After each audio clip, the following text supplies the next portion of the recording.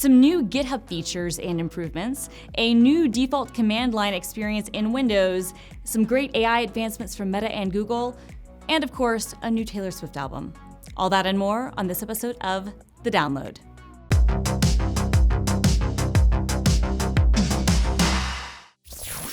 Welcome back to another episode of The Download. I'm your host, Christina Warren, Senior Developer Advocate at GitHub, and this is the show where we talk about the latest developer news and open source projects. Please like and subscribe. So my hoodie this week, it says 1989, a la Taylor Swift because, well, it's Taylor Swift merch. And I am wearing this in honor of her new album, Midnights, which will be out in a few hours from when I'm recording this, but we will be talking more about this later. Also, last week I had to go teleprompter free, and a lot of you actually seem to really like that approach. So what I thought we could try is maybe something hybrid. So I'm actually reading this off of a teleprompter right now, but in a second I'm going to just have bullet points and I'll take it from there. Let me know in the comments down below what style you like, what you prefer. No promises that I'll listen, but I do actually genuinely want your feedback. I am going to listen, just I'm not promising that I'm going to make any changes. Okay, let's get into the news.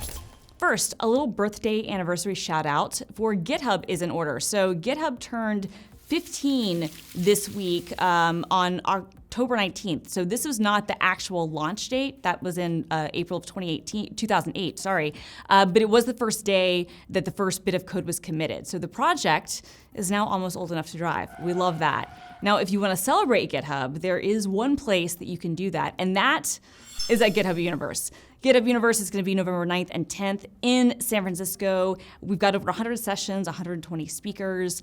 I'm one of the hosts. I was actually in San Francisco this week to do some prep for Universe, and Anwan, my co-host, and one of my co-hosts, we filmed a little bit of a teaser. I think I have that link somewhere. So you're going to want to join us. Also go to githubuniverse.com for more information. Moving into some other GitHub news, GitHub, we released this week in beta access to fine-grained personal access tokens. So these are basically your login credentials for various apps. And what's different about these from the old personal access tokens is that the old ones were scope-based, whereas these have actually 50 different granular permissions to control what application has access to what. So what org, what repository, what APIs. They expire, they're better tools for auditing. Check out the discussions area in this repo for some feedback because we want your feedback, but I've got links to the blog post outlining this in the show notes down below. Also new this week, there have been some big improvements to the forking process over on GitHub. So now you can sync your forks to out-of-date branches using the web. There are APIs that will let you sync a fork with its parent. You can also name your fork when you create it. The repository fork button shows which forks you've already created. We have better documentation. You can even limit whether a repo can be forked or not if you're in an organization. It's very cool stuff, so I've got links to outlining all that in the show notes down below.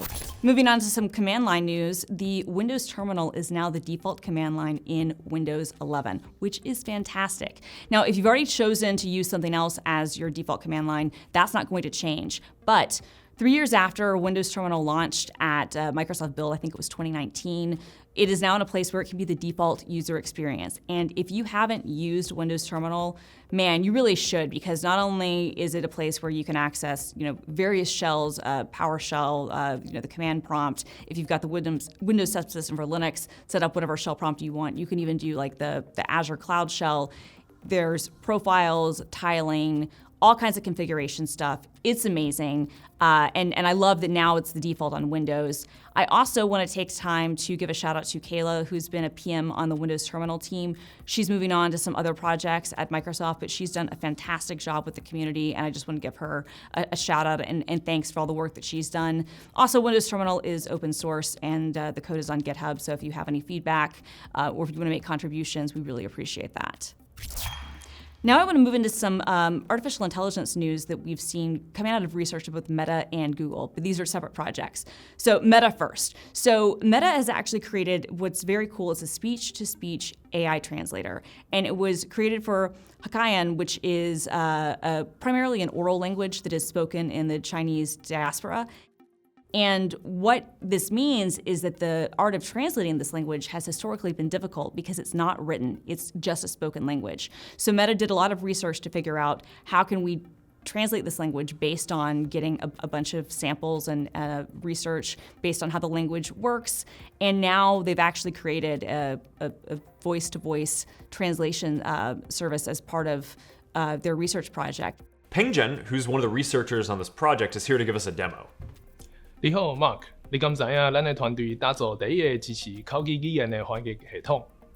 Hi Mark, do you know that our team created the first translation system to support a spoken language? They've open sourced the models for Hokkaian, and they've also open sourced the research papers that they've created. This is really cool stuff, and I applaud them for it, because I think that this is the sort of thing, especially when we look at languages that could become dead, right? That could go away. This is one way, A, to preserve that, and B, to maybe even make things more accessible to people in regions who are speaking languages all the time that we don't even think about just because they are spoken, they're not written. So that's really cool. The next thing that I want to talk about is something that Google Research did, which is they are playing with something that they're calling prompt to prompt, and it's basically letting you use the art AI models like Stable Diffusion or Latent Diffusion, but rather than just generating art based on a text prompt, you can actually edit the art based on a text prompt. So you can give a prompt, get the image back, and then change what the prompt says, and it'll make an edit to the image that you had before to, change like what types of decorations are on a cake or make the teddy bear fluffier.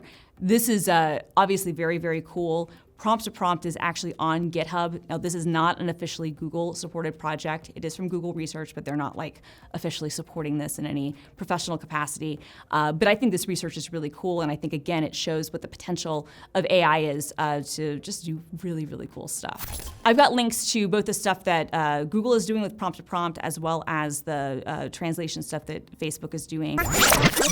Okay, the company is called Meta. I will probably always get that wrong. Linked in the show notes in the description down below. I appreciate both of them. All right, and now it is time for my pick of the week. You knew what this was going to be. I knew what this was going to be. Taylor Swift has a brand new album coming out. It's called Midnights. By the time you're watching this, it is already available. At the time that I'm filming this, I have not listened to any of the leaks, so I'm proud of myself there.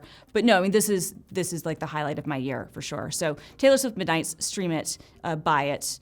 It's going to be great. If you're not into Taylor Swift, Carly Rae Jepsen, her album also came out today. So bad luck for her on that. But I will be streaming it, just not as much as Taylor. So yay, Carly Rae. I think the Arctic Monkeys also have a new album out, but I haven't thought about them since 2005. So Taylor Swift Midnights, pick of the week. All right, if you like this episode, go ahead and give us a like on YouTube. It really does help us out. Let me know in the comments down below your thoughts on any of the stories we talked about. What do you think of some of the AI stuff? What do you think of Taylor Swift's Midnights? What track is your favorite? And let me know in the comments. We really do love your interaction. As I said, please like and subscribe, and subscribe to the GitHub YouTube channel for all your nerd needs. See you next time.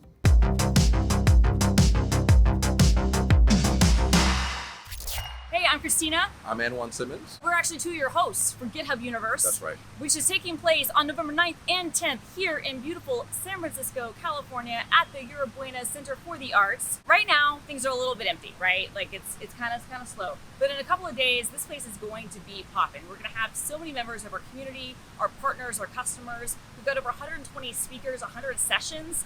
Even though this is taking place in person, right, it's hybrid. That means that you can be here with the two of us. You want to come and meet us if you're here in person, but you can also watch online and enjoy all the great content right there. GitHubUniverse.com. So be sure to join us November 9th and 10th. We can't wait to see you. Octocats everywhere. Yes. Every Octocat you want. So amazing. But mostly Mona, right?